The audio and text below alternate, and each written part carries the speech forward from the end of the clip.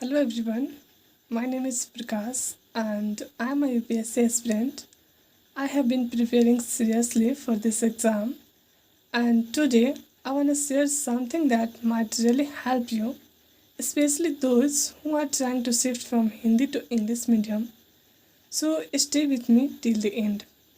So friends, अगर आप UPSC के एस्पिरेंट हैं, स्पेशली हिंदी मीडियम बैकग्राउंड से और अब इंग्लिश मीडियम में शिफ्ट करने की सोच रहे हैं, तो ये वीडियो आपके लिए बहुत इम्पॉर्टेंट होने वाला है।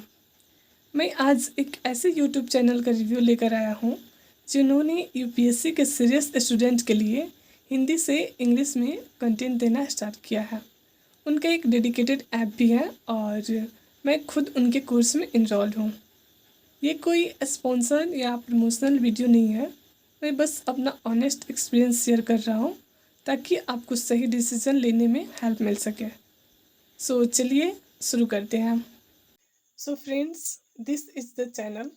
आप देख सकते हैं चैनल का ये लोगो है और change the medium for UPSC channel का नाम है।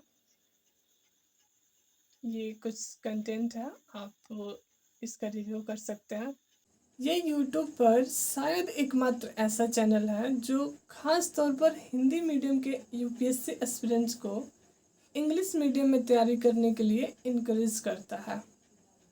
इस चैनल के जो एजुकेटर है उन्होंने मात्र 4,999 रुपये में change the medium for UPSC course launch किया है, जो सीरियस एस्पिरेंट्स के लिए एक बहुत ही वैल्यूएबल रिसोर्सेज साबित हो सकता है।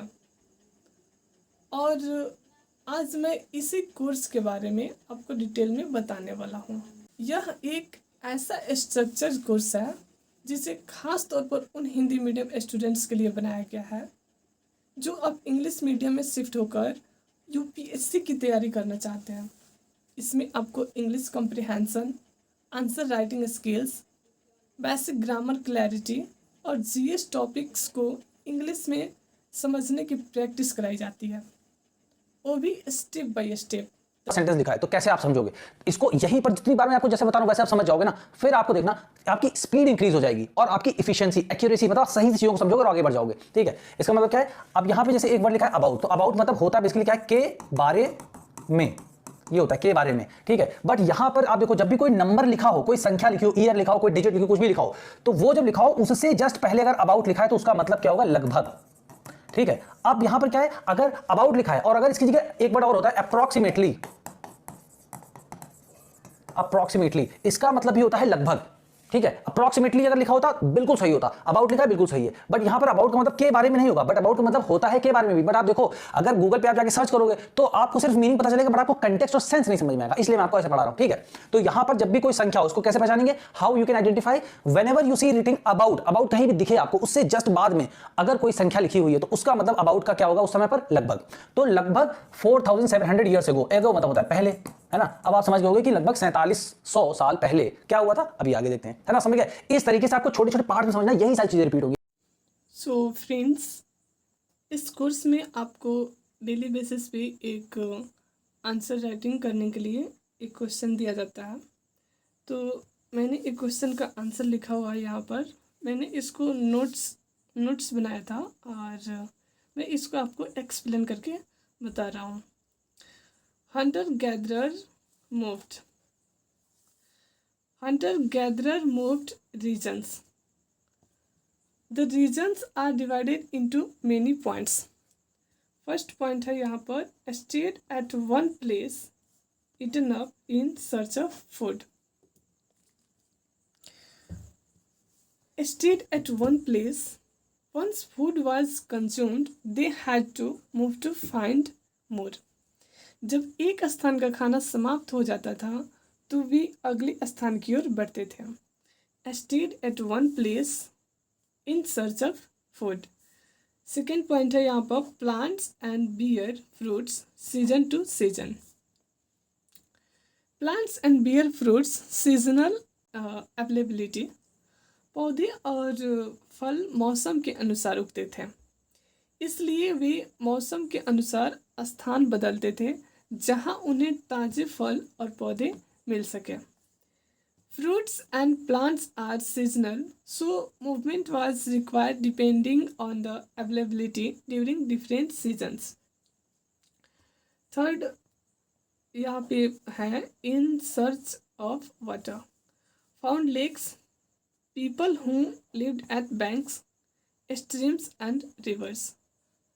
People lived near lakes, streams and rivers indicates settlement near water sources, showing that movement often dependent on access to water.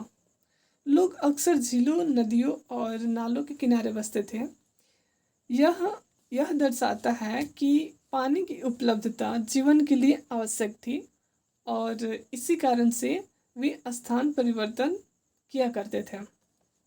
Last point है यहाँ पर animals moved, smaller preys, smaller prey easier to hunt and required following deer movement.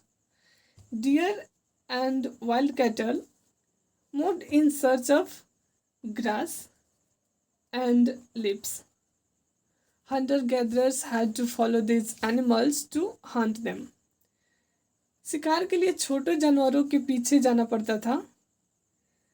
हिरन और जो जंगली जानवर थे ये घास और पत्तियों की तलाश में एक जगह से दूसरी जगह जाया करते थे और शिकारी लोग इन जानवरों के पीछे चलते थे ताकि उन्हें शिकार मिल सके।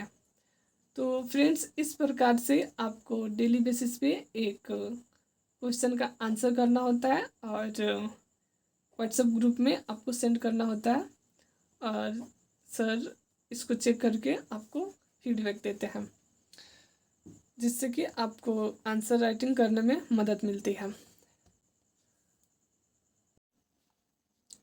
So friends, this is the app change the medium for UPSC. This is the logo of this app.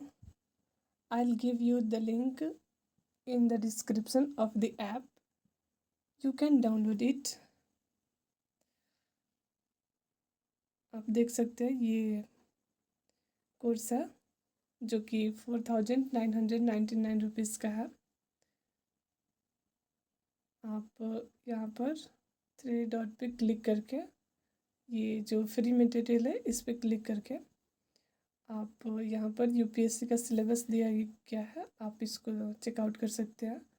और ये आपको करना है, वीडियो सेक्शन में जाके फ्री डेमो क्लासेस है, इसको आपको देखना है और देखने के बाद आपको कमेंट में कमेंट करना है, कमेंट बॉक्स में, कि आपको ये वीडियो कैसा लगा और क्या आपको इसे ज्वाइन करना चाहिए या नहीं.